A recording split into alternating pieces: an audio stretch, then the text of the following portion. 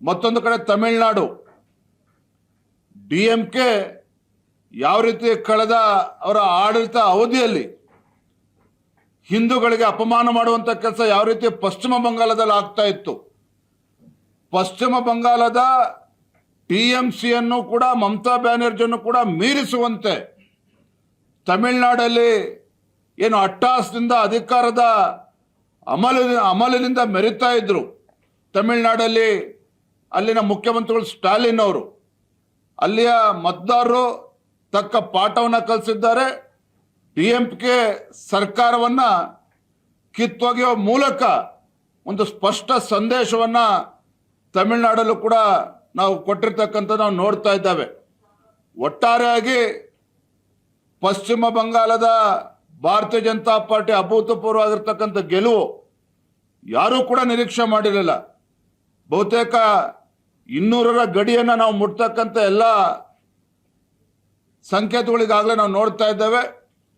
ಪಶ್ಚಿಮ ಬಂಗಾಳ, ಅಸ್ಸಾಂ, ಇವತ್ತು ಪುದುಚೇರಿ ಭಾರತೀಯ ಜನತಾ ಪಾರ್ಟಿಯ ಗೆಲುವು ಒಂದು ಕಡೆ ನರೇಂದ್ರ ಮೋದಿಜಿಯವರ ನಾಯಕತ್ವಕ್ಕೆ ಒಂದು ದೊಡ್ಡ ಶಕ್ತಿಯನ್ನು ತುಂಬಿದಂತಾಗಿದೆ.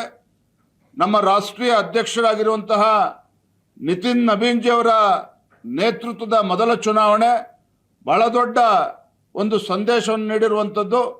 ಮತ್ತೊಂದು ಕಡೆ ಇಡೀ ದೇಶದಲ್ಲಿ ಅಮಿತ್ ಶಾಜಿ ಅಂತ ಹೇಳಿದ್ರೆ ಚುನಾವಣಾ ಚಾಣಕ್ಯ ಅಂತೇಳಿ ಇವತ್ತು ಪ್ರತಿಯೊಬ್ಬರು ಕೂಡ ಮಾತನಾಡ್ತಾ ಇದ್ದಾರೆ.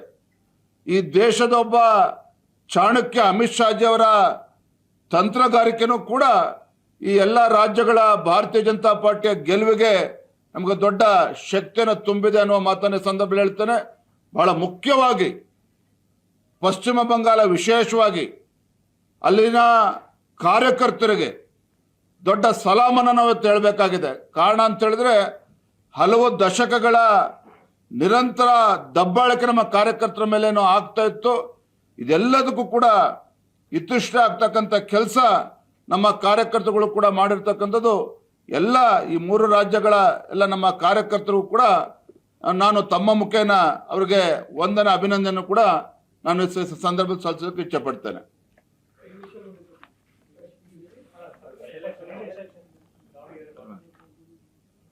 ದಾವಣಗೆರೆ ದಕ್ಷಿಣ ಹಾಗೂ ಬಾಗಲಕೋಟೆ ಉಪಚುನಾವಣೆಗಳು. ದಾವಣಗೆರೆ ದಕ್ಷಿಣ ವಿಧಾನಸಭಾ ಕ್ಷೇತ್ರ ಇನ್ನೂ ಕೂಡ ಮತ ಎಣಿಕೆ ಆಗ್ತಾ ಇದೆ. ಬಹುಶಃ ಯಾರು ಗೆದ್ರೂ ಕೂಡ 1-2 ಸಾವಿರ ಓಟಲ್ಲಿ ತೀರ್ಮಾನ ಆಗ್ತಕ್ಕಂಥದ್ದು. 3 ಸುತ್ತಿನ ಮತ ಎಣಿಕೆ ಇನ್ನೂ ಕೂಡ ನಡೀತಾ ಇದೆ. ನನಗೆ ಸಂಪೂರ್ಣ ವಿಶ್ವಾಸ ಇದೆ ದಾವಣಗೆರೆಯಲ್ಲಿ ಭಾರತೀಯ ಜನತಾ ಪಾರ್ಟಿ ಗೆದ್ದೇ ಗೆಲ್ಲುತ್ತೆ ಅನ್ನೋ ವಿಶ್ವಾಸ ನಮಗೆ ಸಂಪೂರ್ಣವಾಗಿದೆ. ಬಾಗಲಕೋಟೆ ನಾವು ನಿರೀಕ್ಷೆ ಮಾಡಿರಲಿಲ್ಲ.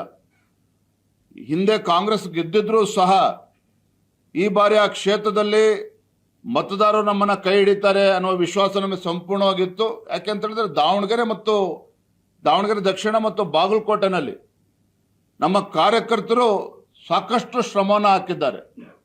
ನಮ್ಮ ಸಂಘಟನಾ ಚಟುವಟಿಕೆಗಳಿಗೆ ಏನೇನಾಗಬೇಕು ಎಲ್ಲವೂ ಕೂಡ 100ಕ್ಕೆ 100ರಷ್ಟು ನಾವು ಶ್ರಮವನ್ನು ಹಾಕಿರ್ತಕ್ಕಂಥದ್ದು. ಇದ್ರ ಮಿಗಿಲಾಗಿನೂ ಕೂಡ ಏನು ಮಾನ್ಯ ಮುಖ್ಯಮಂತ್ರಿಗಳು ಸ್ವತಃ ಮುಖ್ಯಮಂತ್ರಿಗಳು ಬಾಗಲಕೋಟೆನಲ್ಲಿ ಬಂದು 15 ದಿನಗಳ ಕಾಲ ಬಿಟ್ಟಿರ್ತಕ್ಕಂಥದ್ದು. ಸಚಿವ ಸಂಪುಟದ ಸದಸ್ಯರುಗಳು ಹೊತ್ತಲ್ಲಿ ಬಿಟ್ಟಿದ್ದು ಎಲ್ಲ ಕೂಡ ತಾವು ನೋಡಿದ್ದೀರಿ.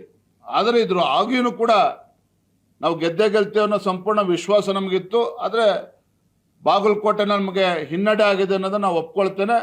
ಆದರೆ ಕಾರ್ಯಕರ್ತರು ಮಾತ್ರ ಸಾಕಷ್ಟು ಶ್ರಮವನ್ನು ಹಾಕಿದ್ದಾರೆ.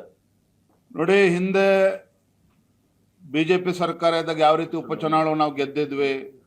ಇದೇ ಕಾಂಗ್ರೆಸ್ ಸರ್ಕಾರ ಇದ್ದಾಗ ಸಿದ್ದರಾಮಯ್ಯನವರು ಮುಖ್ಯಮಂತ್ರಿಗಳಿದ್ದಾಗ ಗುಂಡೂರುಪೇಟೆ ಇರ್ಬೋದು, ನಂಜನಗೂಡು ಇರ್ಬೋದು, ಯಾವ ರೀತಿ ಚುನಾವಣೆಗಳು ಗೆದ್ದರು ಎಲ್ಲವೂ ಕೂಡ ಇತಿಹಾಸ ನಮ್ಮ ಕಣ್ಮುಂದೆ ಇರ್ತಕ್ಕಂಥದ್ದು. ಹಾಗಾಗಿ ಉಪಚುನಾವಣೆ ಗೆದ್ದಿದೆ ಅನ್ನೋ ಕಾರಣಕ್ಕೆ ಮತ್ತೆ ಕಾಂಗ್ರೆಸ್ ಪಕ್ಷದ ಪರವಾಗಿ ಒಲವಿದೆ ಅಂತೇಳಿ ನಾವು ಹೇಳೋದಕ್ಕೆ ಸಾಧ್ಯ ಆಗೋದಿಲ್ಲ. ಹಿಂದೆ ಅನೇಕ ಉದಾಹರಣೆಗಳು ಇವತ್ತು ಕಣ್ಮುಂದಿದೆ. ಆದರೆ ಇದ್ರ ಆಗಿಯೂ ಸಹ ನಾವು 2 ಚುನಾವಣೆಗಳಲ್ಲಿ ವಿಶೇಷವಾಗಿ ಬಾಗಲಕೋಟೆನಲ್ಲಿ ಯಾಕೆ ನಮಗೆ ಹಿನ್ನಡೆ ಆಗಿದೆ ಅನ್ನೋದನ್ನು ನಾವು ಇನ್ನೂ ಕೂಡ ಪರಾಮರ್ಶೆ ಮಾಡಬೇಕಾಗಿದೆ. ನಮ್ಮ ಮುಖಂಡರ ಜೊತೆ ಚರ್ಚೆ ಮಾಡಬೇಕಾಗಿದೆ. ತದನಂತರದಲ್ಲಿ ಮುಂದೆ ಯಾವ ರೀತಿ ನಾವು ಇನ್ನೂ ಕೂಡ ಸಂಘಟಿತರಾಗಿ ಹೋಗಬೇಕು, ಆ ನಿಟ್ಟಿನಲ್ಲಿ ನಾವು ಇನ್ನೂ ಕೂಡ ಸಂಘಟನೆಗೆ ಬಲವನ್ನು ಕೂಡ ತುಂಬಬೇಕು. ಸಂಘಟಿತರಾಗಿ ಹೋಗೋದಕ್ಕೆ ಏನು ಮಾಡಬೇಕು ಅದ್ರ ಬಗ್ಗೆ ನಾವು ಸ್ಟ್ರಾಟಜಿ ನಾವು ಮಾಡ್ತೇವೆ.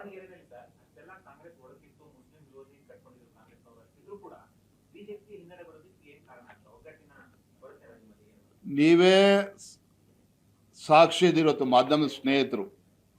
ಬಾಗಲಕೋಟೆ ಇರ್ಬೋದು, ದಾವಣಗೆರೆ ದಕ್ಷಿಣ ವಿಧಾನಸಭಾ ಕ್ಷೇತ್ರ ಇರ್ಬೋದು, ಯಾವುದೇ ಒಂದು ಸಣ್ಣ ಒಡಕಿಲ್ದೇನೆ, ಅಷ್ಟೆಲ್ಲ ವ್ಯತ್ಯಾಸಗಳು ಇದ್ರೂ ಸಹ ಯಾವುದೇ ಒಂದು ಸಣ್ಣ ಒಡಕಿಲ್ದೇನೆ ಅಲ್ಲ ಸ್ಥಳೀಯವಾಗಿರ್ತಕ್ಕಂಥ ನಮ್ಮ ಎಲ್ಲ ಮುಖಂಡರುಗಳು ತಮ್ಮ ಸಮಸ್ಯೆಗಳನ್ನು ಬದಿಗಿಟ್ಟು ನಮ್ಮ ಪಕ್ಷದ ಅಭ್ಯರ್ಥಿಯ ಪರವಾಗಿ ಒಟ್ಟಾಗಿ ಒಂದಾಗಿ ಎಲ್ಲರೂ ಕೂಡ ಶ್ರಮನ ಹಾಕಿದ್ದಾರೆ. ಹಾಗಾಗಿ ನಮಗೇನೋ ಒಡಕಿತ್ತು, ಅದಕ್ಕೇನೋ ಹಿನ್ನಡೆ ಆಗಿದೆ ಅಂತಕ್ಕಂಥ ಪ್ರಶ್ನೆ ಅಲ್ಲ. ಎರಡೂ ಕ್ಷೇತ್ರದಲ್ಲಿ ನಮ್ಮ ಪಕ್ಷದ ನಾಯಕರುಗಳು ಸಂಘಟಿತರಾಗಿ ನಾವು ಶ್ರಮನ ಹಾಕಿದ್ದಾರೆ. ನಾವು ಕೂಡ ಅದಕ್ಕೆ ಕೈ ಜೋಡಿಸಿದ್ದೇವೆ. ಅದಕ್ಕೆಲ್ಲದಕ್ಕಿಂತ ಮಿಗಿಲಾಗಿ ಕಾರ್ಯಕರ್ತರು ಕೂಡ ಹಗಲು ರಾತ್ರಿ ಶ್ರಮನ ಹಾಕಿದ್ದಾರೆ. ಮತ್ತೊಂದು ಕಡೆ ತಮಿಳುನಾಡು DMK ಯಾವ ರೀತಿ ಕಳೆದ ಅವರ ಆಡಳಿತ ಅವಧಿಯಲ್ಲಿ ಹಿಂದೂಗಳಿಗೆ ಅಪಮಾನ ಮಾಡುವಂತ ಕೆಲಸ ಯಾವ ರೀತಿ ಪಶ್ಚಿಮ ಬಂಗಾಳದಲ್ಲಿ ಆಗ್ತಾ ಇತ್ತು, ಪಶ್ಚಿಮ ಬಂಗಾಳದ TMCಯನ್ನು ಕೂಡ ಮಮತಾ ಬ್ಯಾನರ್ಜಿಯನ್ನು ಕೂಡ ಮೀರಿಸುವಂತೆ ತಮಿಳುನಾಡಲ್ಲಿ ಏನು ಅಟ್ಟಹಾಸದಿಂದ ಅಧಿಕಾರದ ಅಮಲಿನಿಂದ ಮೆರಿತಾ ಇದ್ರು. ತಮಿಳುನಾಡಲ್ಲಿ ಅಲ್ಲಿನ ಮುಖ್ಯಮಂತ್ರಿಗಳು ಸ್ಟಾಲಿನ್ ಅವರು ಅಲ್ಲಿಯ ಮತದಾರರು ತಕ್ಕ ಪಾಠವನ್ನು ಕಲಿಸಿದ್ದಾರೆ. DMK ಸರ್ಕಾರವನ್ನ ಕಿತ್ತೊಗೆಯುವ ಮೂಲಕ ಒಂದು ಸ್ಪಷ್ಟ ಸಂದೇಶವನ್ನ ತಮಿಳುನಾಡಲ್ಲೂ ಕೂಡ ನಾವು ಕೊಟ್ಟಿರ್ತಕ್ಕಂಥ ನಾವು ನೋಡ್ತಾ ಇದ್ದೇವೆ. ಒಟ್ಟಾರೆಯಾಗಿ ಪಶ್ಚಿಮ ಬಂಗಾಳದ ಭಾರತೀಯ ಜನತಾ ಪಾರ್ಟಿ ಅಭೂತಪೂರ್ವವಾಗಿರ್ತಕ್ಕಂಥ ಗೆಲುವು ಯಾರೂ ಕೂಡ ನಿರೀಕ್ಷೆ ಮಾಡಿರಲಿಲ್ಲ. ಬಹುತೇಕ 200ರ ಗಡಿಯನ್ನು ನಾವು ಮುಟ್ತಕ್ಕಂಥ ಎಲ್ಲ ಸಂಕೇತಗಳಿಗಾಗಲೇ ನಾವು ನೋಡ್ತಾ ಇದ್ದೇವೆ. ಪಶ್ಚಿಮ ಬಂಗಾಳ, ಅಸ್ಸಾಂ ಮತ್ತು ಪುದುಚೇರಿ ಭಾರತೀಯ ಜನತಾ ಪಾರ್ಟಿಯ ಗೆಲುವು ಒಂದು ಕಡೆ ನರೇಂದ್ರ ಮೋದಿಜಿಯವರ ನಾಯಕತ್ವಕ್ಕೆ ಒಂದು ದೊಡ್ಡ ಶಕ್ತಿಯನ್ನು ತುಂಬಿದಂತಾಗಿದೆ.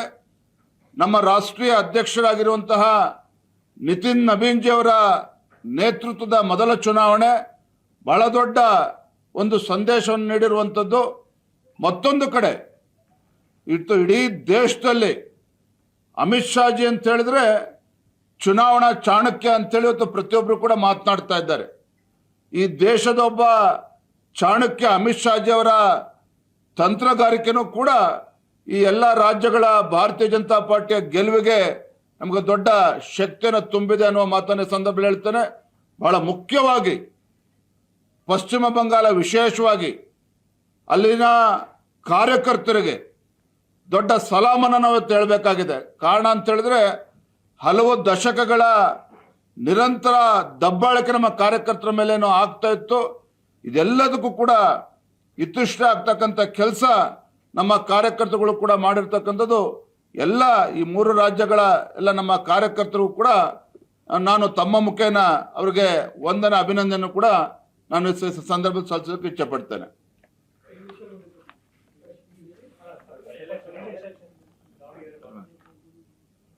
ದಾವಣಗೆರೆ ದಕ್ಷಿಣ ಹಾಗೂ ಬಾಗಲಕೋಟೆ ಉಪಚುನಾವಣೆಗಳು, ದಾವಣಗೆರೆ ದಕ್ಷಿಣ ವಿಧಾನಸಭಾ ಕ್ಷೇತ್ರ ಇನ್ನೂ ಕೂಡ ಮತ ಎಣಿಕೆ ಆಗ್ತಾ ಇದೆ.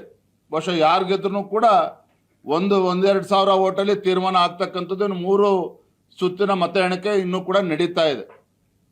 ನನಗೆ ಸಂಪೂರ್ಣ ವಿಶ್ವಾಸ ಇದೆ ದಾವಣಗೆರೆಯಲ್ಲಿ ಭಾರತೀಯ ಜನತಾ ಪಾರ್ಟಿ ಗೆದ್ದೇ ಗೆಲ್ಲುತ್ತೆ ಅನ್ನೋ ವಿಶ್ವಾಸ ನಮಗೆ ಸಂಪೂರ್ಣವಾಗಿದೆ.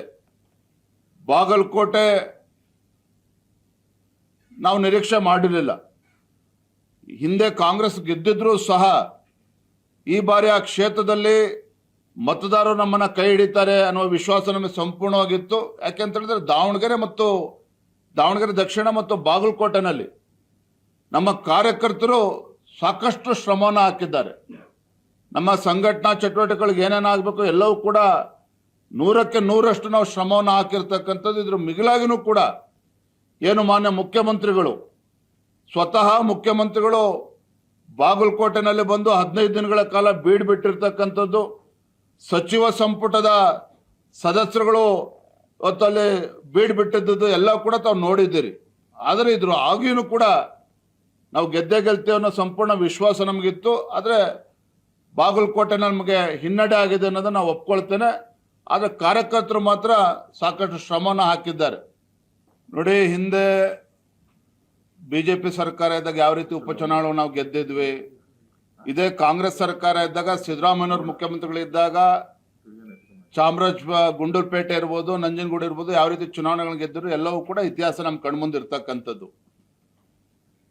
ಹಾಗಾಗಿ ಉಪಚುನಾವಣೆ ಗೆದ್ದಿದೆ ಅನ್ನೋ ಕಾರಣಕ್ಕೆ ಮತ್ತೆ ಕಾಂಗ್ರೆಸ್ ಪಕ್ಷದ ಪರವಾಗಿ ಒಲವಿದೆ ಅಂತೇಳಿ ನಾವು ಹೇಳೋದಕ್ಕೆ ಸಾಧ್ಯ ಆಗೋದಿಲ್ಲ. ಹಿಂದೆ ಅನೇಕ ಉದಾಹರಣೆಗಳು ಇವತ್ತು ಕಣ್ಮುಂದಿದೆ.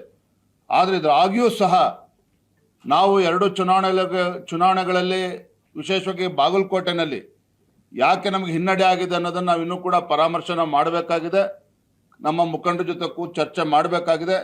ತದನಂತರದಲ್ಲಿ ಮುಂದೆ ಯಾವ ರೀತಿ ನಾವು ಇನ್ನೂ ಕೂಡ ಸಂಘಟಿತರಾಗಿ ಹೋಗಬೇಕು, ಆ ನಿಟ್ಟಿನಲ್ಲಿ ನಾವು ಇನ್ನೂ ಕೂಡ ಸಂಘಟನೆಗೆ ಬಲವನ್ನು ಕೂಡ ತುಂಬಬೇಕು.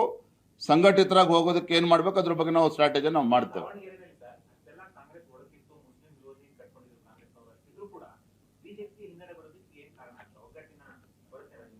ನೀವೇ ಸಾಕ್ಷಿ ಇದಿರುತ್ತೆ, ಮಾಧ್ಯಮದ ಸ್ನೇಹಿತರು. ಬಾಗಲಕೋಟೆ ಇರ್ಬೋದು, ದಾವಣಗೆರೆ ದಕ್ಷಿಣ ವಿಧಾನಸಭಾ ಕ್ಷೇತ್ರ ಇರ್ಬೋದು, ಯಾವುದೇ ಒಂದು ಸಣ್ಣ ಒಡಕಿಲ್ದೇನೆ, ಅಷ್ಟೆಲ್ಲ ವ್ಯತ್ಯಾಸಗಳು ಇದ್ರೂ ಸಹ ಯಾವುದೇ ಒಂದು ಸಣ್ಣ ಒಡಕಿಲ್ದೇನೆ ಅಲ್ಲ ಸ್ಥಳೀಯವಾಗಿರ್ತಕ್ಕಂಥ ನಮ್ಮ ಎಲ್ಲ ಮುಖಂಡರುಗಳು ತಮ್ಮ ಸಮಸ್ಯೆಗಳನ್ನು ಬದಿಗಿಟ್ಟು ನಮ್ಮ ಪಕ್ಷದ ಅಭ್ಯರ್ಥಿಯ ಪರವಾಗಿ ಒಟ್ಟಾಗಿ ಒಂದಾಗಿ ಎಲ್ಲರೂ ಕೂಡ ಶ್ರಮನ ಹಾಕಿದ್ದಾರೆ. ಹಾಗಾಗಿ ನಮಗೇನೋ ಒಡಕಿತ್ತು, ಅದಕ್ಕೇನೋ ಹಿನ್ನಡೆ ಆಗಿದೆ ಅಂತಕ್ಕಂಥ ಪ್ರಶ್ನೆ ಅಲ್ಲ. ಎರಡೂ ಕ್ಷೇತ್ರದಲ್ಲಿ ನಮ್ಮ ಪಕ್ಷದ ನಾಯಕರುಗಳು ಸಂಘಟಿತರಾಗಿ ನಾವು ಶ್ರಮನ ಹಾಕಿದ್ದಾರೆ. ನಾವು ಕೂಡ ಅದಕ್ಕೆ ಕೈ ಜೋಡಿಸಿದ್ದೇವೆ. ಅದಕ್ಕೆಲ್ಲದಕ್ಕಿಂತ ಮಿಗಿಲಾಗಿ ಕಾರ್ಯಕರ್ತರು ಕೂಡ ಹಗಲು ರಾತ್ರಿ ಶ್ರಮನ ಹಾಕಿದ್ದಾರೆ.